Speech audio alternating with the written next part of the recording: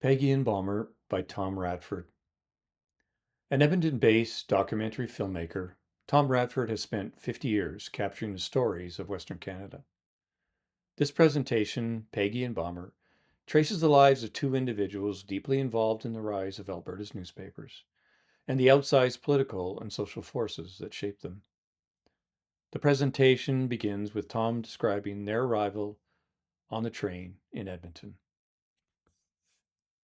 You can see the first image on the screen is train arriving in Edmonton, and they had arrived, if you can believe it, just the day September 1st, 1905, when Alberta became a province. They came across the river on a basically John Ross's ferry, and they found a place to stay downtown. Then my grandmother Peggy Watt walked down the hill to see the river below. She's standing nearly where the McDonald Hotel is now, and to join the inauguration ceremonies. And the Prime Minister was Wilfrid Laurier, and we were right at the onset of the 20th century, and he, in his speech, talked about it being Canada's century. That it was, and Alberta was going to be a major kind of first step in the century, which was to be Canada's. He gave a long and very kind of passionate speech. Peggy had this. This is Peggy Watt, my grandmother. Was very taken by Laurier. She thought of him as sort of the grand old warrior of Canada. She had grown up in an orphanage in Toronto and had interesting reasons for coming west. Just down the street on Queen Street from the orphanage was a display of Paul Kane paintings. She went to these paintings and her eye took her to a painting of a beautiful river, and it was the North Saskatchewan. And you can see Fort Edmonton up on the hill, and the way it kind of took form in her imagination, and she was bound and determined when she emerged from this orphanage that she'd come west. And when she got to Edmonton, it wasn't quite like the painting. But it was, right at the beginning of so much of Edmonton. She always used to say when she was an old woman that we were so lucky we were in at the making of things, was her phrase. She managed to find a place to stay. This would be the Market Square downtown, kind of where the Westin is. This is her son she brought with her, part of her family. This was Mrs. English's boarding house. And and this was all Market Square at that time. Here,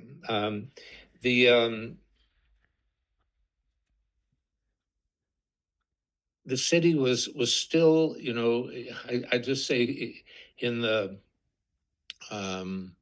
last phases of the gold rush. The people who'd come through Edmonton on their way to the Klondike, and she started right away to take pictures. So much of her life was along the river. Their first paper, the Saturday News, came out every Saturday. Balmer did all of the editorial and the typesetting and everything. She took the pictures. They were just a two-person operation, and you can see the fascination she had with frontier life. I mean, she would travel outside of Edmonton, so she was showing the whole kind of beginnings of Alberta. Again, her with her little brownie camera. This would be John Walter's mill over on the other side of the river, and the early traffic on the river. Her photography often, was quite exciting. This was again the John Walter Mill we were just seeing, but in one of the great floods that hit the Saskatchewan River. Balmer was publisher in Brantford, Ontario, and he was kind of fed up with working with the Ontario press, kind of the establishment press. And he had rented a trapper's cabin. Right, this is right on the site of the McDonald Hotel now, and it became the first newspaper offices for the Saturday News. And here, hang a sec. As you can see, he had come out of the University of Toronto, had been a classmate of both Mackenzie King and Arthur Meehan, quite an interesting class in 1896. But again, wanted to get away from the East, wanted to find out what the frontier was all about. He probably was a little unwise that within a couple of years, he tried to open a daily. The Saturday News had been a weekly and it had just scraped by, but he got some investment to open a daily, the Capital. It was an interesting time because his great rival was Frank Oliver, who had the Bulletin. And Frank Oliver was in the midst of taking back the Indian land. He was also the Minister of the Interior in the federal government. And right through northern Alberta, but especially in Edmonton, he was having the federal government go back on their treaties. Peggy especially was just enraged, and she had a column every day in the paper called The Mirror, and it just took on the Bulletin, basically took on Frank Oliver, in a daily column. Again, it didn't really help. There was so much competition among the newspapers that even the Capital had great financial trouble. Balmer, to save the paper for bankruptcy, bought a train ticket to go back to Toronto to arrange for more investment. On his way, just north of Flint, Michigan, the train he was on was in a terrible collision. His passenger car was underneath this engine. This is the engine upside down. Everybody in his car was killed or badly burned. Balmer was the one who was badly burned. And basically that was the end of their first attempt at journalism. They were to come back, but soon after that wreck and when Balmer had been brought back to Edmonton, an old friend of Peggy's from Brantford, Pauline Johnson, the poet, arrived in the city. And she was fascinated with the river valley, and Peggy would take her for walks down where the Victoria Golf Course is now, where Marie Gabory had been the first woman, white woman in Alberta. And they were so fascinated because she was the grandmother of Louis Riel. While Balmer was recovering, they traveled more and more out of Edmonton, following the river. And it just was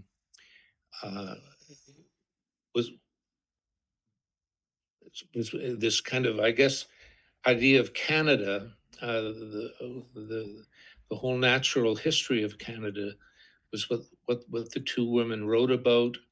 And there's just a lovely poem that Pauline Johnson wrote when she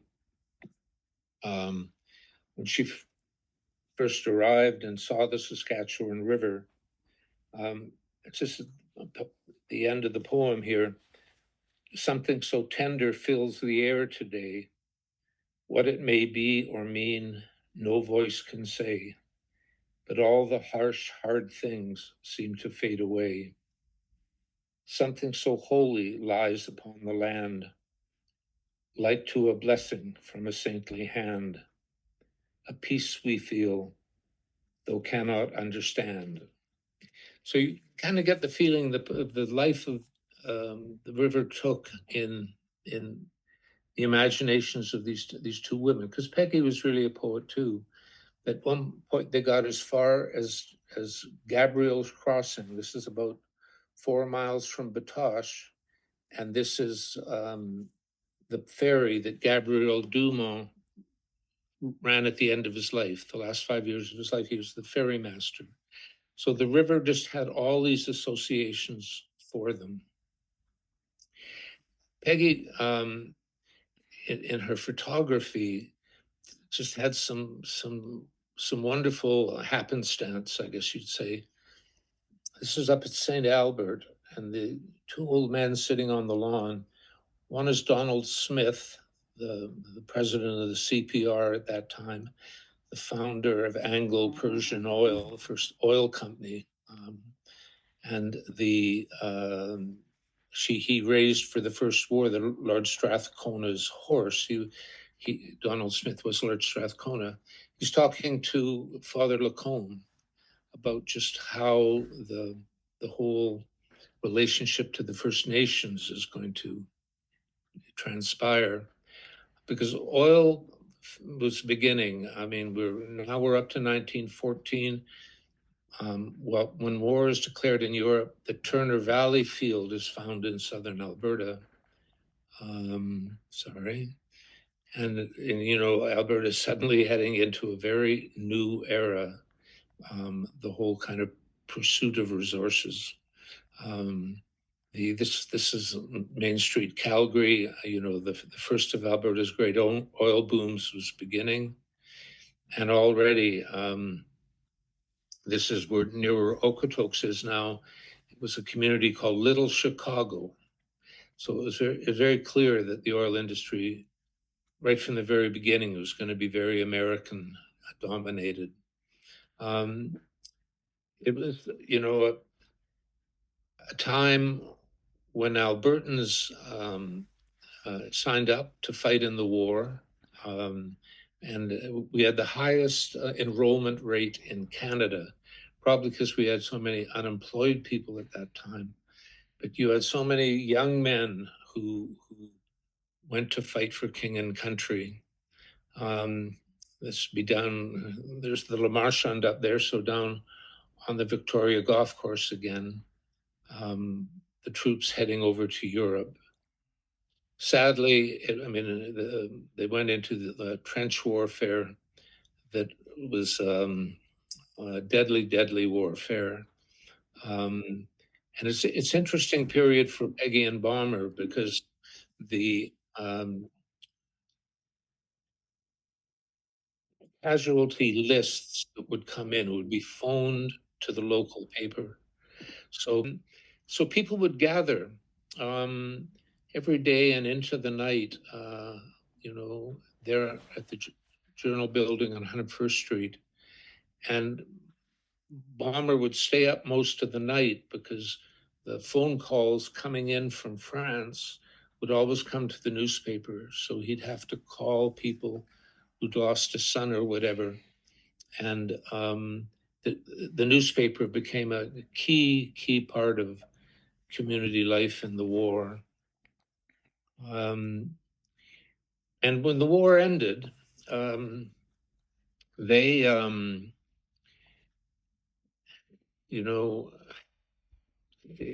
people who came back, soldiers that came back, many of them wounded, faced unemployment, faced a really kind of desperate Alberta. And they would often go back to rural communities where the United Farmers of Alberta, the UFA, in the 1921, 1922, emerged as a new political force in the province.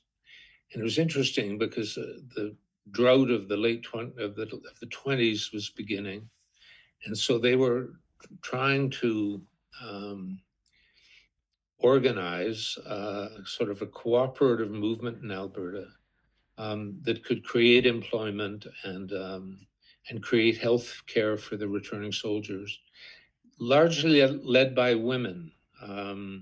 And one woman in particular, Irene Paulby, um, who, um, who was a rancher from Alex, Alberta, um, and working with Henry Wisewood, um, an American who had come up from the nonpartisan league um, in Missouri.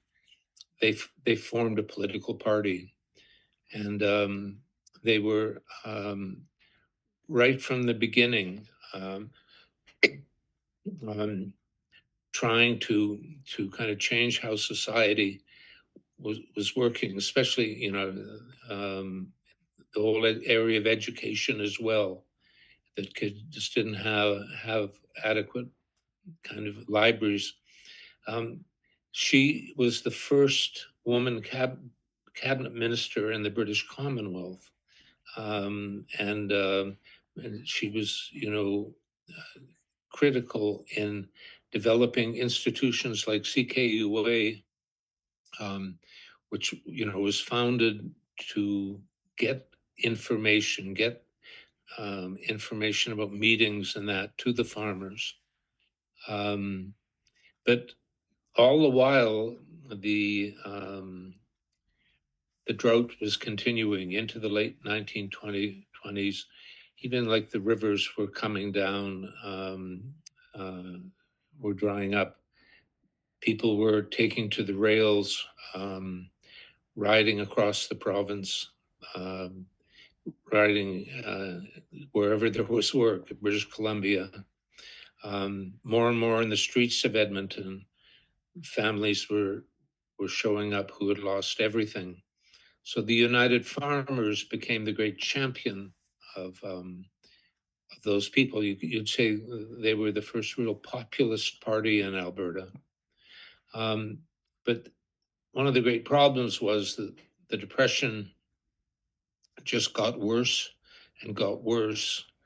And everybody, needless to say, blamed the government in power. So they couldn't really stop what was happening to the economy. And out of nowhere, this fellow arrived, Bible Bill Aberhart, um, who brought the economic theories of a obscure English economist, Major Douglas, the theories called social credit, to Alberta. He used radio in a revolutionary way in terms of campaigning. And 19 35, August 22nd, 1935, the social credit swept into power. The farmers didn't retain a single seat. There were a couple of liberals from Edmonton, but the social credit landslide. Just coming back to Balmer, by this point, he's editor of the Edmonton Journal, and he takes on the social credit government again, using a newspaper, um, for real political campaigning. And the Aberhart doesn't like it and introduces a press bill, which gives the government the power to censor the press and actually even jail reporters for stories that were not considered approved by the government. Balmer gets 40 different state editors together across the province, and they take the press bill to the Supreme Court. The Supreme Court rules it ultra vires, basically defending the freedom of the press. And for that work, leading those 40 editors, the Edmonton Journal is awarded a Pulitzer Prize, 1938. Um, and because in a way, this fight in Alberta was symptomatic of what was happening right across the continent, where fascism was rising, and the governments were trying to suppress the press. Um, the Now I I was born 1946, and my grandfather retired in 1946, and so I was very fortunate that I was uh, basically every morning as I was growing up. This is 100th Avenue, and we would walk to a rest and read the journal bench, a green bench at about 118th Street, and just look over the river valley. And my grandfather would tell me stories of the valley, and the place of the river right back to the beginning. He had in his study um, a wonderful book called The Narrative, and it had been published by the Champlain Society in Montreal, and it was uh, basically David Thompson's journals when he came through on the Saskatchewan River in the late 1790s, early 1800s, creating a map that really historians now say had never been anything like it ever made before. Um, and my grandfather, when I got to be about 10 years old, said, "Well, we're going to trace this map, and we'll go up to the headwaters of the Saskatchewan, and we'll Thompson built a cabin on a river called the Clearwater that flows into the Saskatchewan just upstream from Rocky Mountain House. And the in a sense, that's where the story of Alberta begins. And a very interesting couple, David Thompson and Charlotte Small. She was a young Métis woman from northern Saskatchewan, Lac Lenon, and he became famous for being this great explorer. He eventually got over the Rockies and to the mouth of the Columbia River. Um, but she was basically the person who knew the country.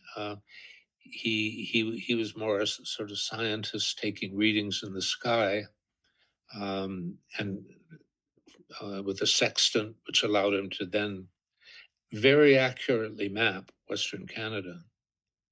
Um, he at a certain point said, "All right, you're old enough to let's see if we can find the headwaters of, of the river." So we traveled. I guess would be just to the west of Rocky Mountain House, and the trip that we took, kind of keeping in touch with the river as we went, um, was really just magical. It was like it was in the spirit of David Thompson and Charlotte Small, and we eventually got to where the Clearwater flowed into the Saskatchewan, and that was where they had built their first cabin, even before Rocky Mountain House was built.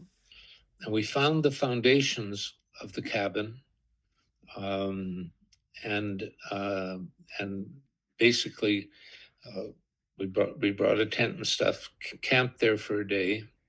Um, Overnight, we had a great surprise uh, in terms of the kind of freak snowstorm. I guess being in the fall, um, um, and I think we began to get quite worried that we better drive back. The roads weren't good. They were sort of gumbo roads. But on the way back to the car, I found an arrowhead.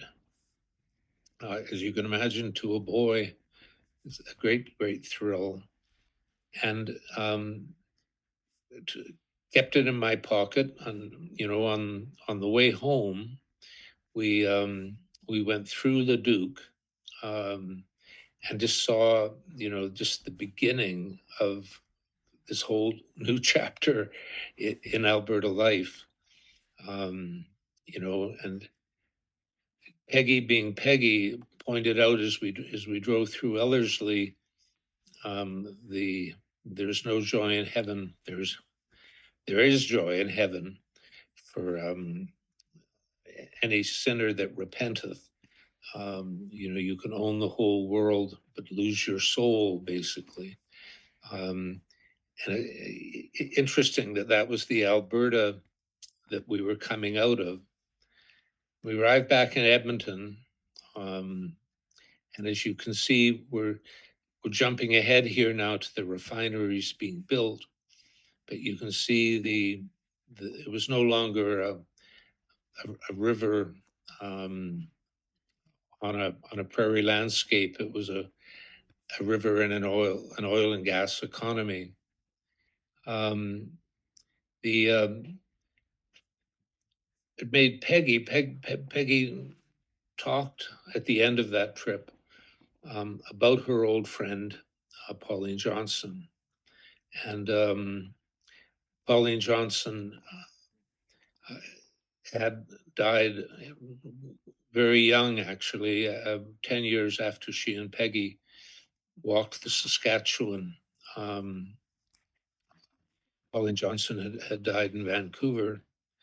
But Peggy just remembered their great trips on the river, and how the river not only meant so much to the founding of a community here in Edmonton, but felt,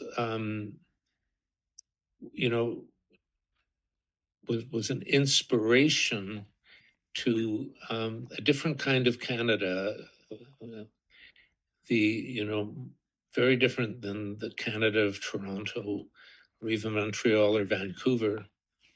And what she and Pauline had talked about was that this was a river that flows north. Those waters are not flowing like the rivers of southern Alberta, south of the border into a kind of American reality. They're flowing north, into a Canadian reality, kind of a Canadian future. And so for me, the river just took a great place in the films I made. And when I came to write a book on Peggy and Balmer, I think the the river was the central character, if you like.